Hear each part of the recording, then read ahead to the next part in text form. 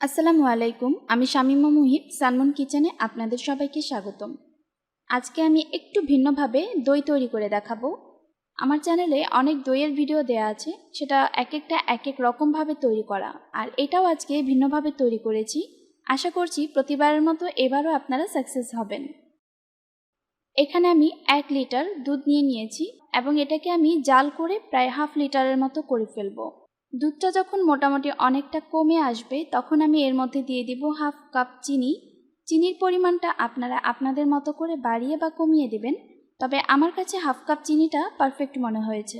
এবার এটিকে খুব ভালোভাবে নেড়ে ঘন করে নিতে হবে। মোটামুটি 1 লিটার দুধকে হাফ লিটার বা তার থেকে একটু কম করে নিলেই হবে।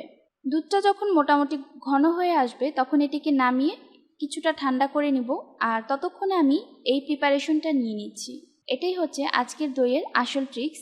দইটাকে যে পাত্রে বসাবেন সেই পাত্রের মধ্যে এখানে প্রায় 1 টেবিল চামচের মতো দই দিয়ে চারপাশ থেকে ছিটিয়ে দেব, মানে এইভাবে ছড়িয়ে দেব।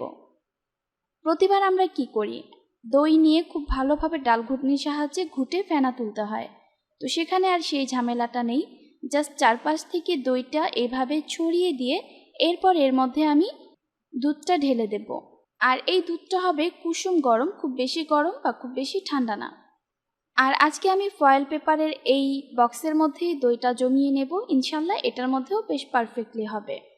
এবার এটিকে ঢেকে কাঁথা কম্বলের নিচে প্রায় 6 থেকে 7 ঘন্টার জন্য রেখে দেব। ফিরে আসলাম প্রায় 6 থেকে 7 ঘন্টা পর। দেখতেই পাচ্ছেন দইটা আলহামদুলিল্লাহ পারফেক্টলি হয়ে গিয়েছে।